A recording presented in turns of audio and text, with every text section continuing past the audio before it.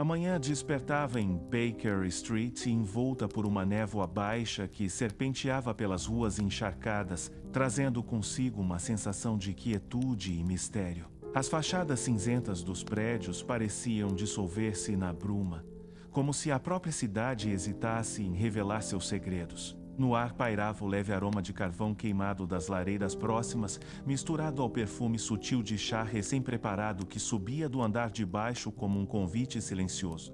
No 221B, a luz do sol mal se insinuava pelas cortinas pesadas, projetando longas sombras sobre o tapete gasto e sobre os livros alinhados nas estantes, silenciosos guardiões de histórias e enigmas que pareciam observar cada movimento com uma atenção silenciosa. Eu me encontrava concentrado em organizar papéis e registros médicos, tentando impor alguma ordem à habitual confusão do apartamento, enquanto Holmes, reclinado em sua poltrona, fazia os acabamentos finais em uma de suas composições para violino solo. Os dedos ágeis deslizavam pelas cordas com precisão meticulosa, cada nota medida, cada pausa cuidadosamente pensada, como se estivesse lapidando a própria alma. Foi então que uma batida firme na porta reverberou pela sala, quebrando o delicado fio da melodia. Holmes, com um certo descontentamento, mas curioso, ergueu ligeiramente a cabeça e repousou o violino de lado, medindo cada detalhe como um artesão diante da pedra bruta antes de lapidá-la. Watson, disse ele em tom quase imperceptível. Alguém nos visita. Prepare-se. Acredito que haverá mais do que mera formalidade. Atendi a porta. O visitante que entrou contrastava com o ambiente. Um homem de meia idade, trajando casaco de lã bem cortado, ainda que gasto nas mangas, e botas que denunciavam contato recente com as ruas úmidas. Debaixo do braço trazia uma pasta de couro escurecida pelo uso que escondia o volume de um caderno, enquanto na outra mão segurava um chapéu coco um tanto amassado. A postura transmitia respeito, contudo, os ombros ligeiramente curvados e o piscar frequente denunciavam inquietação. As mãos entrelaçadas ao fechar a porta tremiam discretamente, como se cada gesto carregasse o peso de um segredo. Sr. Holmes, Dr. Watson. Começou ele, a voz firme, mas traindo o nervosismo. Chamo-me Arthur Pendleton. Tenho um problema que à primeira vista parece simples, mas temo que possa se tornar grave. Holmes inclinou-se levemente para a frente e, com gesto cortês, indicou-lhe a poltrona diante da lareira. Por favor, sente-se, Sr. Pendleton. O visitante obedeceu com certa rigidez, apoiando o chapéu no joelho e a pasta no outro. Ao acomodar-se, soltou a correia e deixou à mostra um caderno de capa gasta. Chegou a abri-lo por um instante, talvez por hábito nervoso, mas logo o fechou, como se lembrasse de que não viera para ler. Holmes inclinou-se para frente, cruzando os dedos diante do queixo, e seus olhos brilharam com aquele fulgor frio e analítico que tantas vezes presenciei, fixando-se na hesitação do visitante, que relutava em começar a relatar seu caso. Holmes, ao perceber a demora e a timidez do homem em iniciar a fala... Sr. Pendleton, começou ele em tom leve para quebrar o gelo. Antes que relate o motivo de sua vinda, permita-me compartilhar algumas observações a seu respeito.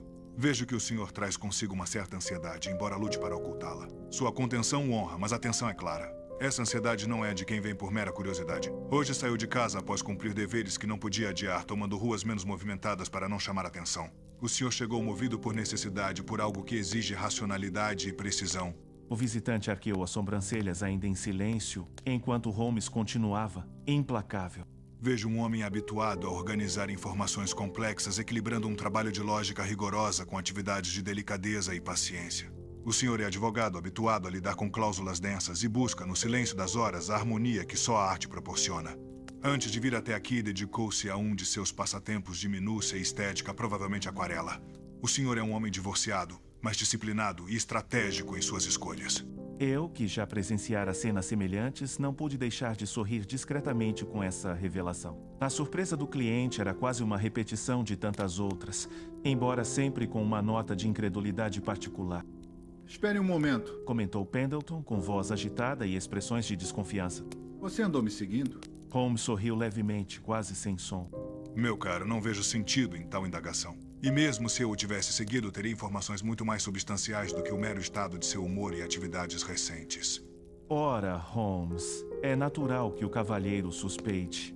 Até eu, que o conheço há anos, fico incrédulo com tais afirmações. Que sinais tão evidentes poderiam revelar tudo isso? Muito bem, Watson.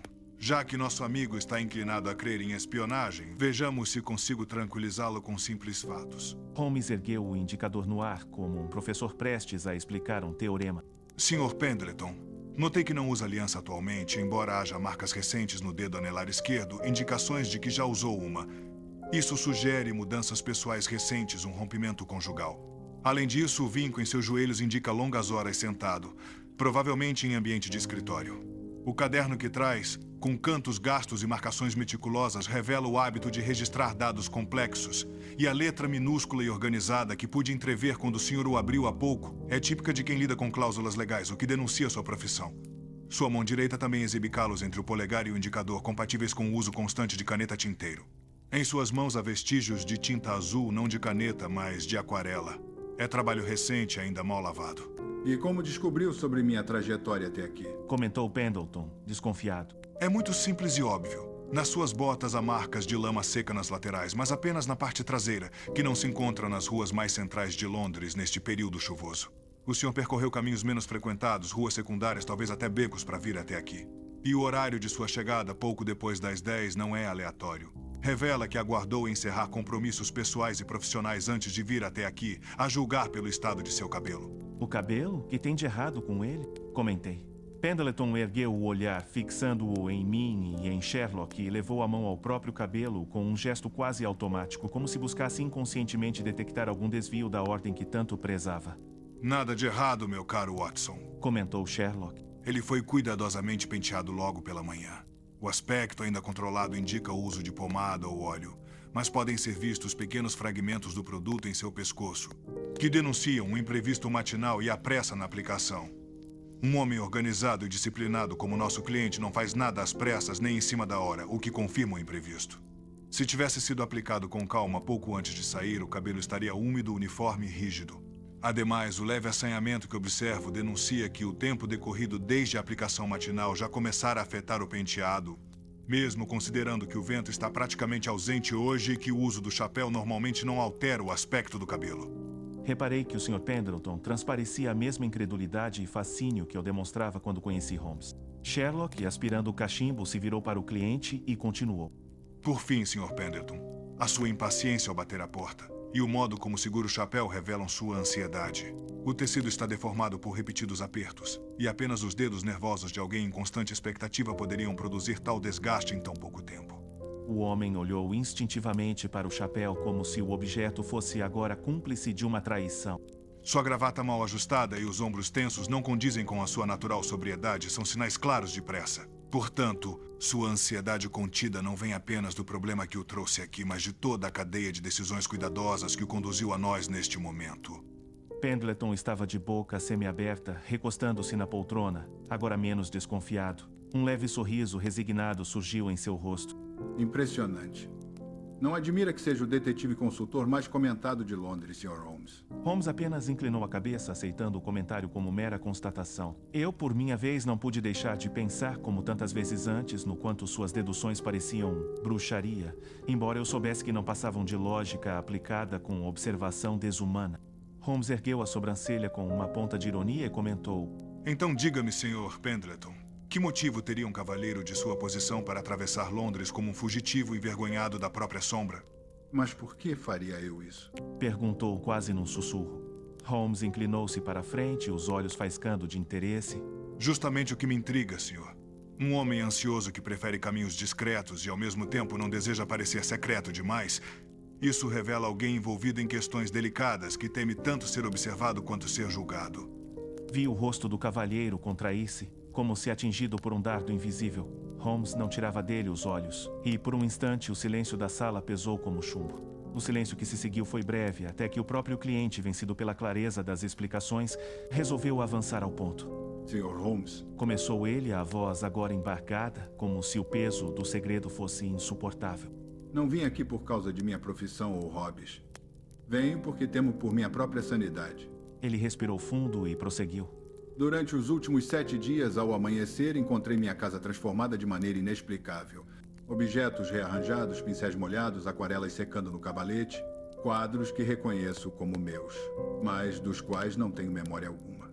Minhas mãos amanhecem manchadas de tinta, os dedos doloridos de segurar pincéis e até minhas roupas exibem respingos de cor. Moro sozinho. Minha porta permanece trancada.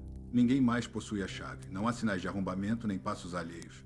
Pensei na possibilidade de sonambulismo ou lapsos de memória, mas não consigo compreender como algo assim seria possível sem que eu tivesse a mínima lembrança. Mas ontem aconteceu algo inusitado. Holmes deixou transparecer um discreto sorriso no canto esquerdo dos lábios, enquanto os olhos estavam voltados para o alto, como se buscasse na distância o cenário da história. Meu caderno estava aberto com anotações fora do habitual. Havia a descrição da minha rotina dos próximos dias, exatamente com atividades que eu faria.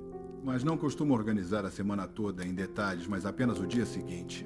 E do lado esquerdo de cada atividade do dia estavam os horários especificados, algo que eu não faço, já que minha rotina é previsível. Imaginei que inconscientemente eu anotei os horários para me organizar melhor devido a esses possíveis lapsos de memória, mas não lembro de ter feito nada disso.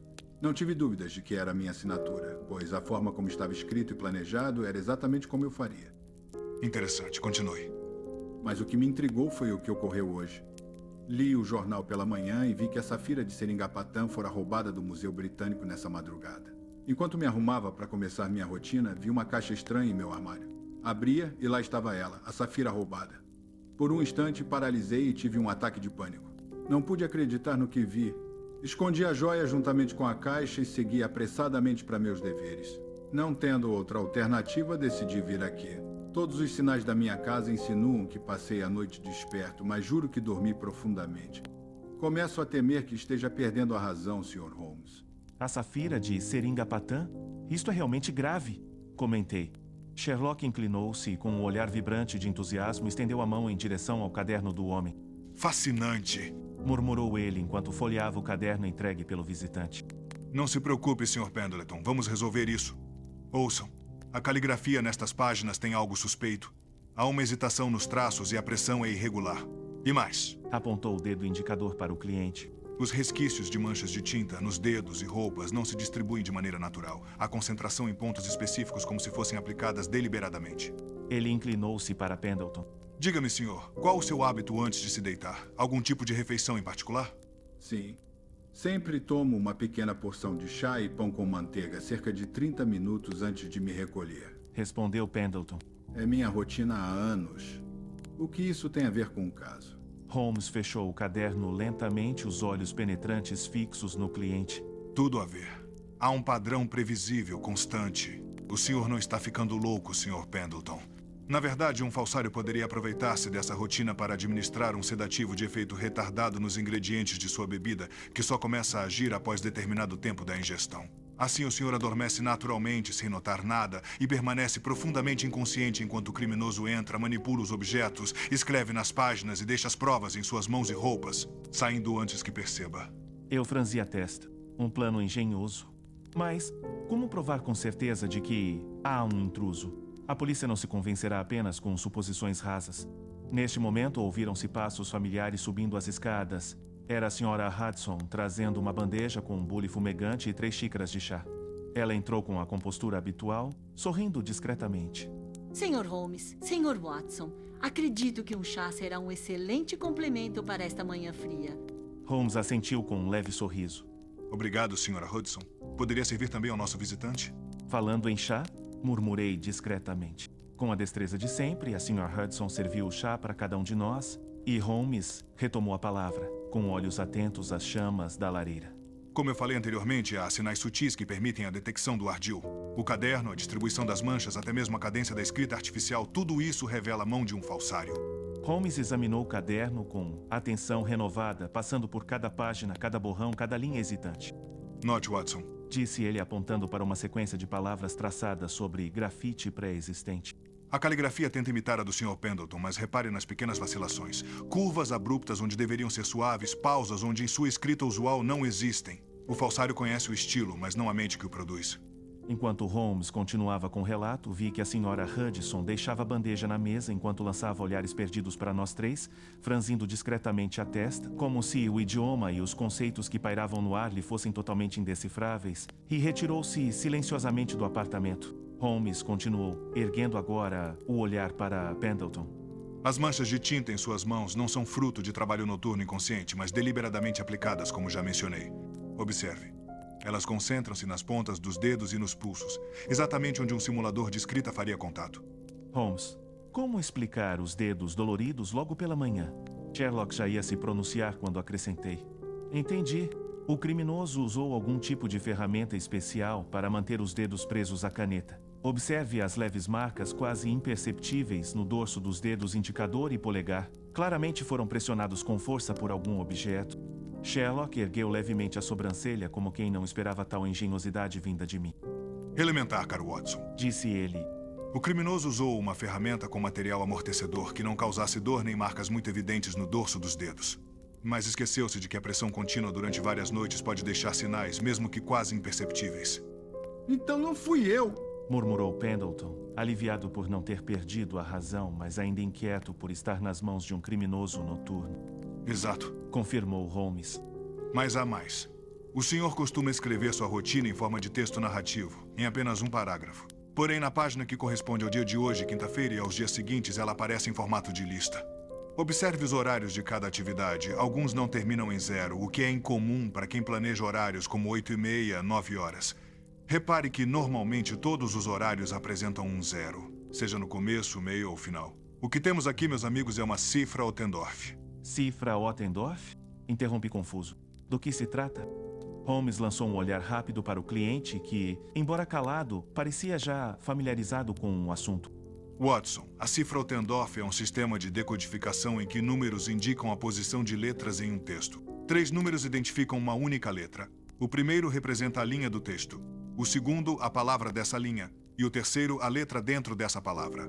O objetivo é formar palavras e frases para desvendar algum segredo oculto no texto. Se dispusermos os números em sequência horizontal, na ordem em que surgem na página de hoje, e eliminarmos todos os zeros, veremos formar-se diversos grupos de 3 algarismos. Uma rápida constatação permitiu-me decifrar o enigma, revelando o termo Museu Britânico. A exclusão dos zeros decorre de minha hipótese inicial. Os horários aleatórios, não redondos, constituíam indício suficiente de que tais algarismos serviriam apenas de obstáculo à leitura correta e, por conseguinte, seriam irrelevantes. O autor, ao mesmo tempo em que procurou confundir a vítima, deixou uma trilha suficientemente clara para qualquer perito habilidoso. Se a mim foram necessários menos de 5 segundos para alcançar tal dedução, é certo que qualquer especialista digno do nome não deixaria escapar algo tão patente. Aplicando a mesma lógica às páginas subsequentes, sem dúvida revelaremos uma série de locais, precisamente aqueles nos quais o criminoso pretende consumar os seus intentos. Incrível, comentei. Então o falsário roubou a Safira e planeja outros roubos para incriminar o Sr. Pendleton? Exatamente, Watson. E precisamos descobrir quem está por trás disso o quanto antes. Ele voltou-se para Pendleton. Todos esses elementos foram plantados para que a polícia suspeitasse. O criminoso foi perspicaz e durante uma semana manipulou-o como um teste até finalmente colocar o plano em prática. Pretende fazê-lo acreditar que perdeu a razão ou que foi incriminado. Cedo ou tarde, você não teria outra alternativa senão entregar os objetos roubados, o que faria a polícia suspeitar de si como principal suspeito. Mesmo que não entregasse os objetos, as pistas cuidadosamente plantadas o levariam à sua casa. E seu caderno seria o golpe final. Quando tais páginas chegassem às mãos de peritos e investigadores experientes, não procurariam um verdadeiro culpado, mas veriam o senhor como suspeito, pois sua caligrafia evidencia tudo. E como suspeita de lapsos de memória, passaria a crer neles e seria condenado por um crime de que não se lembra. Pendleton engoliu em seco. Então, o falsário quer me incriminar. Mas por quê?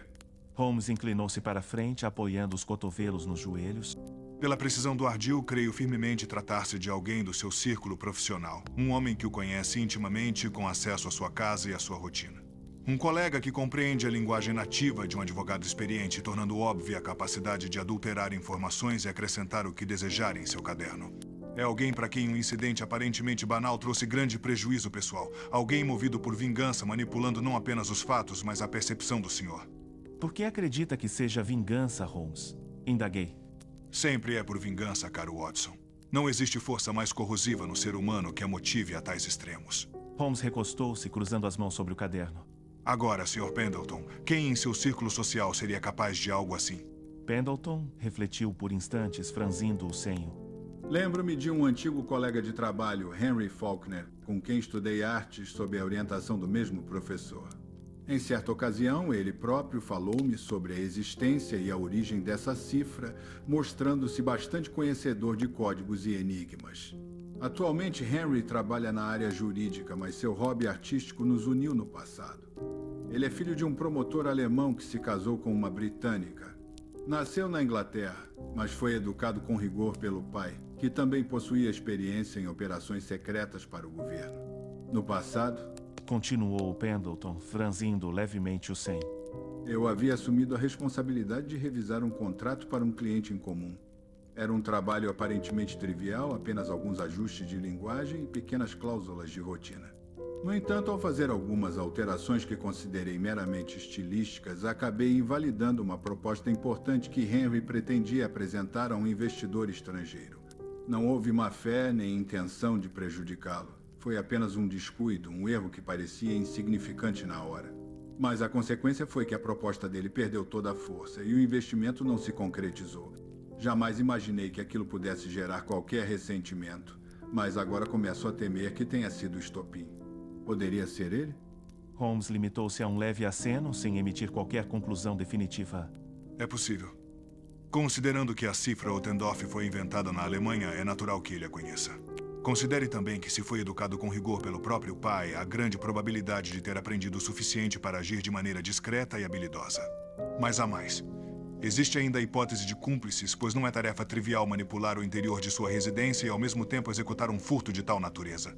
Seria demais para um único homem. Observe, porém, meu caro. A intenção não é a violência física, mas corroer sua confiança, levá-lo a duvidar de sua própria razão e entregá-lo à justiça como se fosse o verdadeiro culpado.